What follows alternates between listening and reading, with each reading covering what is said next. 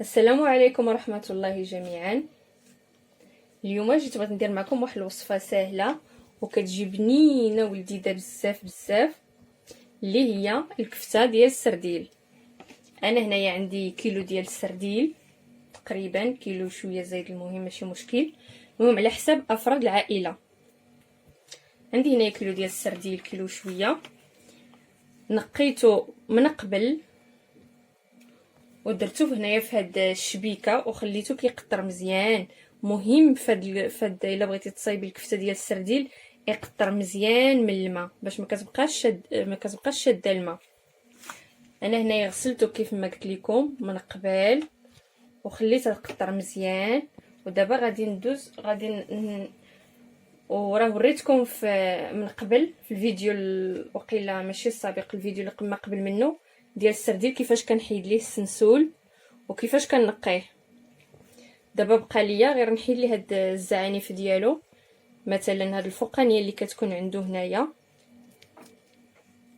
هادي وهاد الزعنفه ديالتو وهاد الزعنفه ديالتو غنحيد هادو كاملين بحال هاد الشكل. لو كتكون حتى في الجناب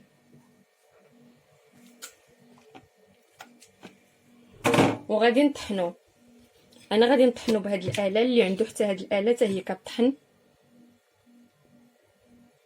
حتى هادي كطحن وكتحكمي فيها الا بغيتي تطحنيه بزاف الا شويه المهم انت كتحكمي فيها.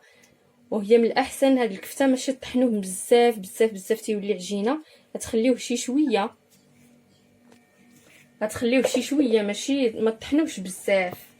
انا غادي نستعمر بهاد الطريقه، غادي نحيد هاد كيف ما قلت لكم هاد الزعانف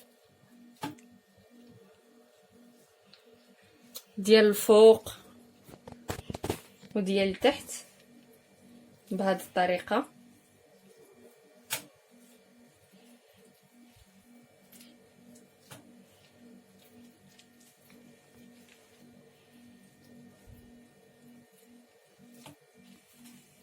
باش ما كيبقاوش باينين في الكفته.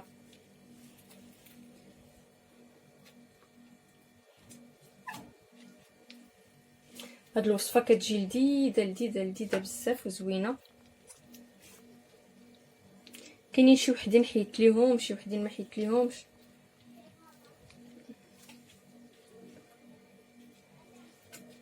انا غنستمر بهاد الطريقه تنحيد هاد الحوت كامل وغادي نطحنو وغادي نرجع معكم. ومن بعد ما طحنت الحوت كامل على هاد الشكل كيف ما شفتوا، ما طحنتوش مزيان، شويه مازال فيه شي لحيمات هكا ديال الحوت كيبانوا.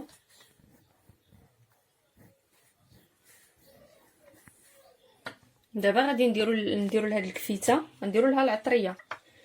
غنحتاجو الكمون، سكينجبير، خرقوم، ابزار، تحميره، ملحه، شويه ديال الهريسه انا كيعجبني الحار، ثومه، نص عصير ديال نصف حامضه،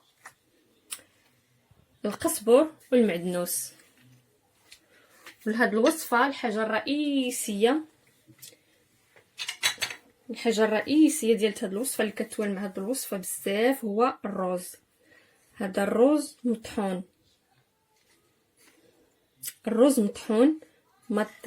ما طحنتوش بزاف، سحقته ولكن غير كما كنقولوا هرشمته هكايا. مازال شويه شي حبات شادين راسهم. حتى هو هذا الروز طحنته في نفس ديك الاله فاش طحنت هاد الحوت. هاد الروز كيتوالم مع هاد الكفته بزاف. هذه هي الحاجه الرئيسيه بالنسبه لهاد الكفته. ندوز العطريه، نبدا بسم الله على بركه الله. الكمون، كتعرفوا الكمون مهم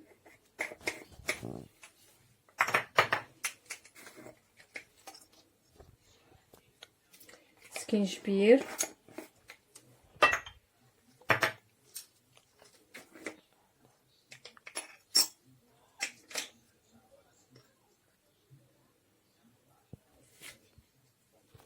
خرقوم،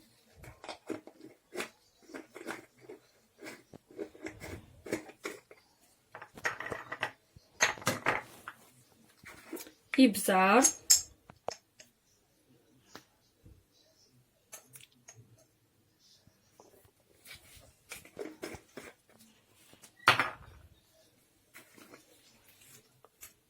انا العطريه كنخليها غير هنايا لان مازال غادي نحتاجها في لاصوص.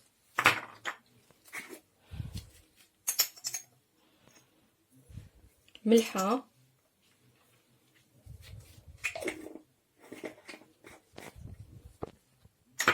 درت غير شويه د الملحه لان غادي نزيد نصف عصير حامضه.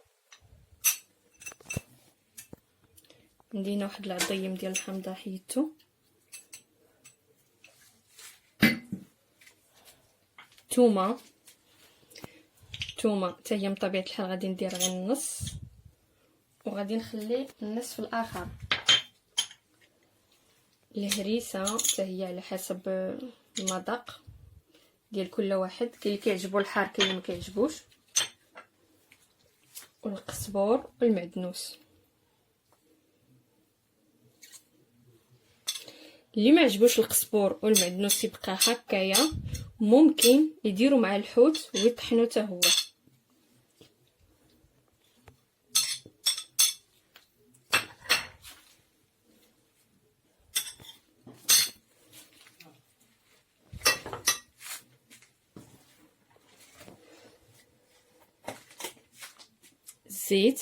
زيت المائده، واحد شويه الزيت باش نجمع الخليط تاعي. ما كنظنش هادشي واش غادي يتجمع ليا سوهو ولا بالمعلقه. بسم الله نخلطو بيديا.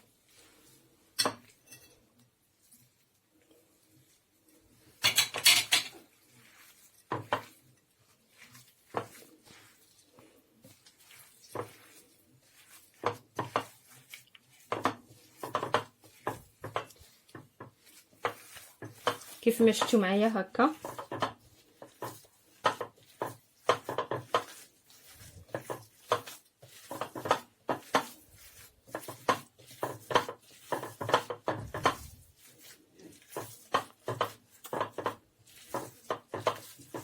هي كتخلط.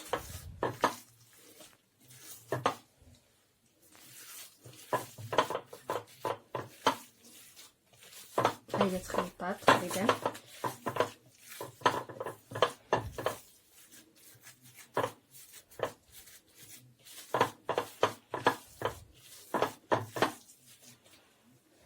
واحد الحاجه جاتني بحال درتها قليله نزيدها، هو الكمون.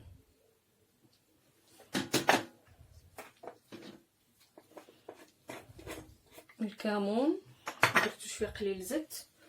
وهاد العطريه مخلطه، هاد الكوري شويه حتى هو منه ينسم لي الكفته. نسيت ما ذكرتو لكم في الاول،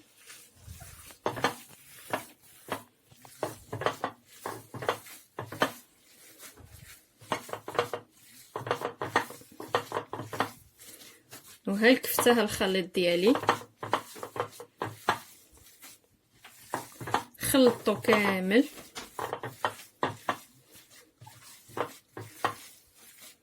على هذا الشكل كيف ما شفتوا معايا.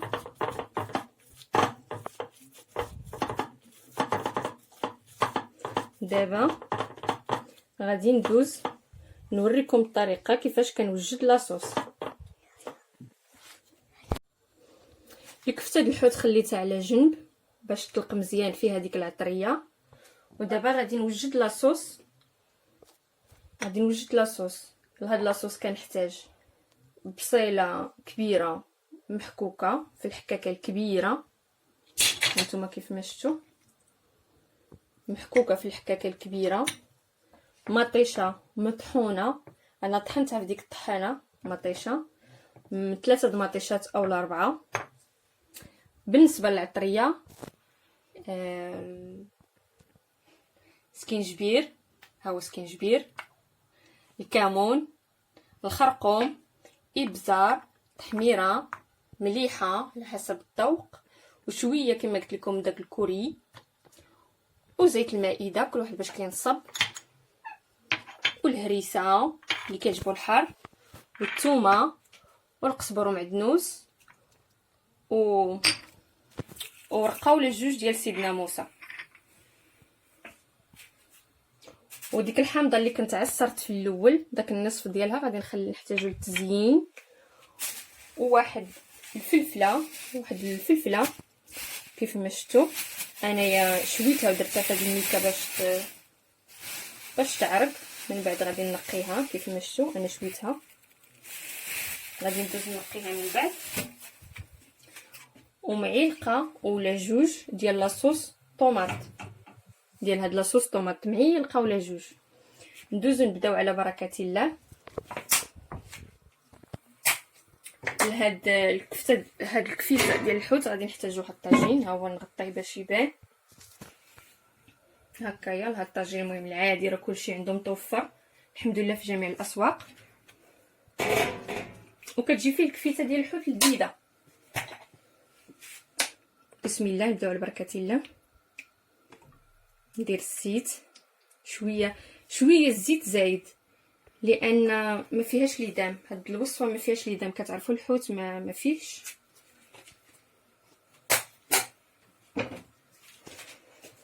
بسم الله على بركه الله. نبدا ندير البصيله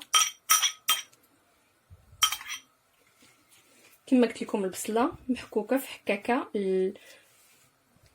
الحكاكه غليظه شويه. من بعد غادي نزيد عليها ثومه،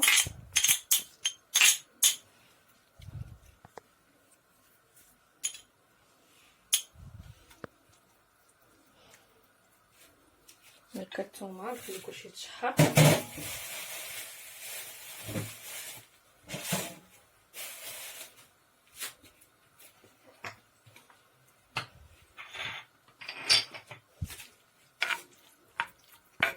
نخليها تشحر واحد 2 دقائق، تشحر مزيان، وندير العطريه. خليت الطاجين واحد 2 دقائق كتشحر ليا ديك البصيله وديك الثومه. ندوز نقي هاد الفليفله للتزيين. كما قلت لكم انا شويتها من قبل ودرتها في واحد الميكه او بورصه باش كتشبر داك الصهد وكتعرق وكتنقى بسهوله. هانتوما كما شفتوا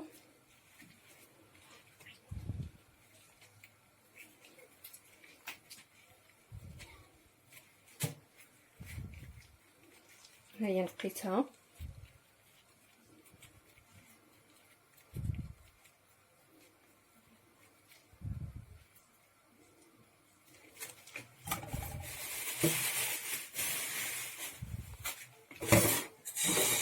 نكتب شويه د المية.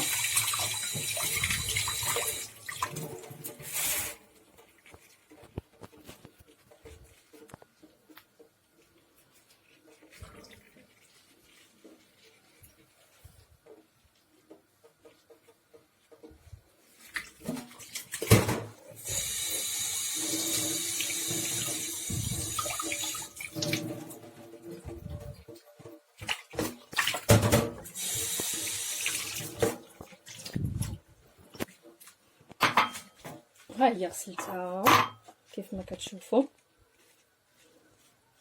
دابا غادي ندير ليها هكا وغادي نخليها للتزيين في الاخر.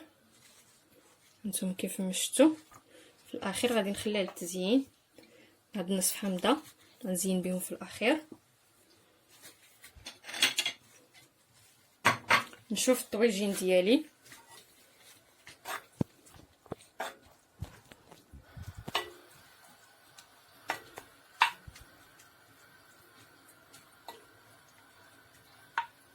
البصله محكوكه دغيا غادي طيب، دغيا غادي تشحر.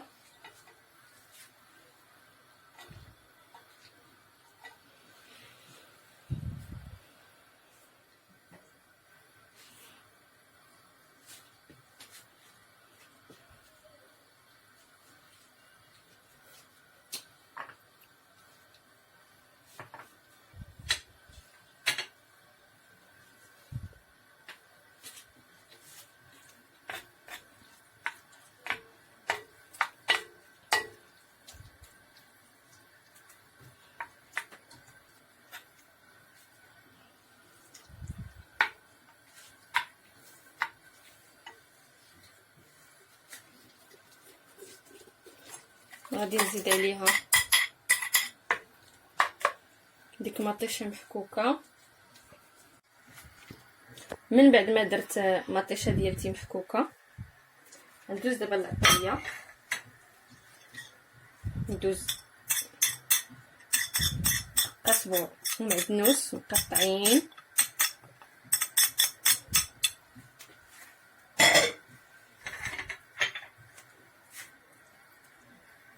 شويه ديال الهريسه على حسب المذاق،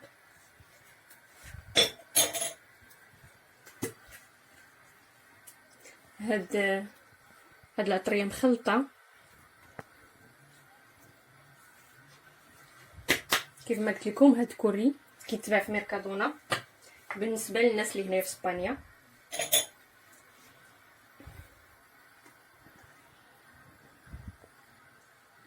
خرقوم،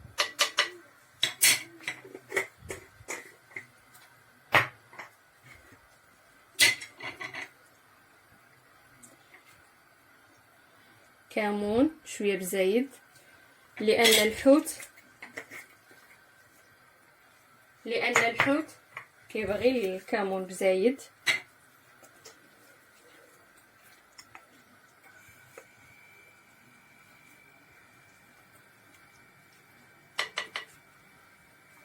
سكينجبير،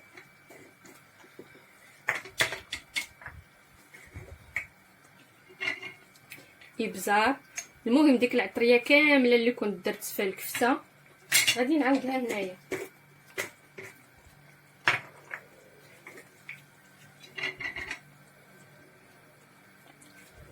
تحميره،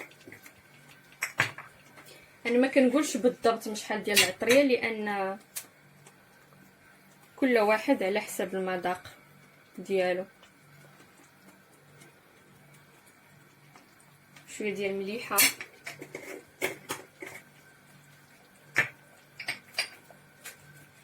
ورقه ولا جوج ديال سيدنا موسى،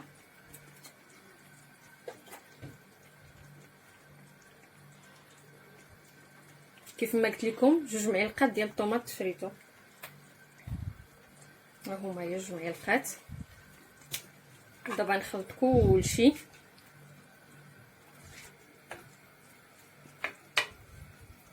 نخلط كلشي على هذا الشكل.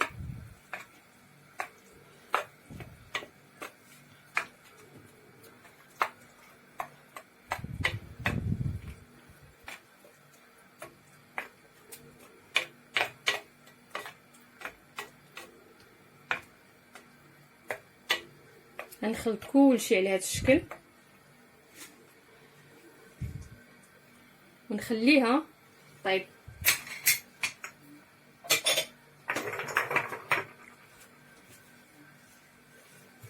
نخليها طيب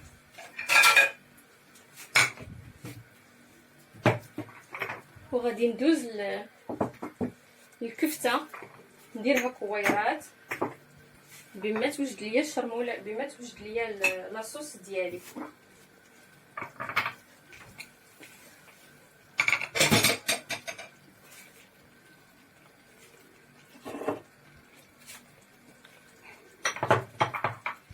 هانتوما كيف ما شفتوا معايا ها الكفته ديالتي.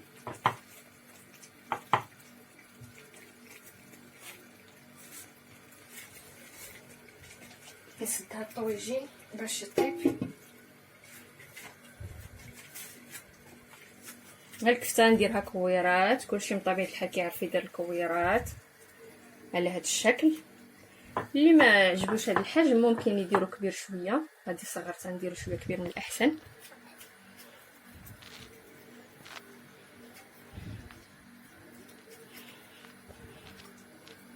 هادي غادي نزيد شويه لها نكبرها.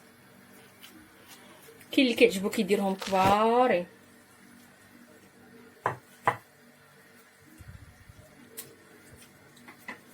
انا غنستمر بهاد الطريقه.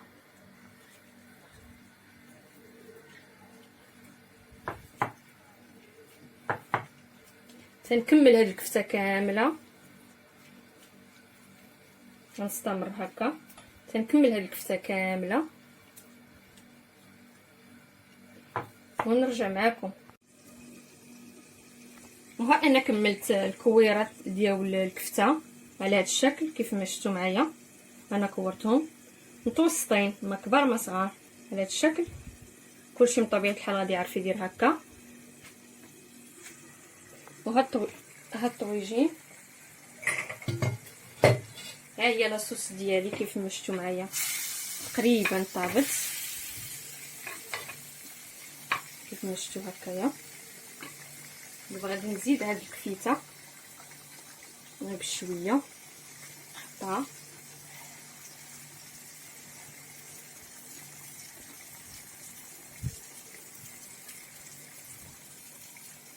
غير بشويه، غادي نحطها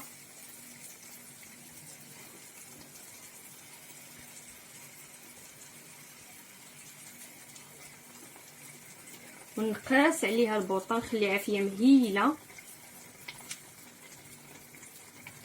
ونراقبها الا احتاجت الماء. الا احتاج الماء هاد الطويجين، لان فيه هاد الكفيته فيها الرز كما كتعرفوا كيشرب الماء. ما نغفلوش عليه.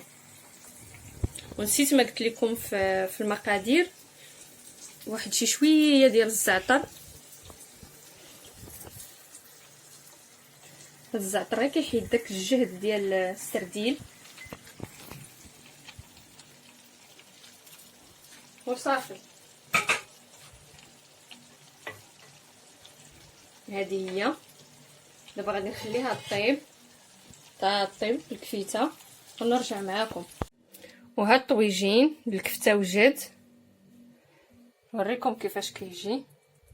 بسم الله. كيجي على هاد الطريقه. دابا انا غادي نقدمو للعشاء. واحد النصيحه، خليو فيه شي شويه د الماء شي شويه د المريقه، لان كتعرفوا الرز كيشرب المرقه كيشرب الماء. خليو فيه شي شويه ديال المريقه. كنتمنى تعجبكم هاد الوصفه ديالتي تاعت اليوم، بسيطه وفي متناول الجميع وسهله في ساعه كتوجد. وإلا عجبكم الفيديو ديالي دعموني بلايك وبالاشتراك باش نزيد لقدام. نعطيكم وصفات بحال هكايا ساهلين وفي متناول الجميع وبساطين، ما كيطلبوش شي مقادير ولا شي مكونات صعابين. هكا كيجي السرديل، الكفته ديالتي تاع السرديل بهذا الشكل. والمذاق راه بلا ما نقول لكم كيفاش كيجي، غير الريحه دابا اللي عاطيه راه لا تقاوم. يلا نخليكم بسلامه الى فيديو لاحق ان شاء الله. وكنتمنى الوصفه ديالتي تاعت اليوم تعجبكم. بسلامه.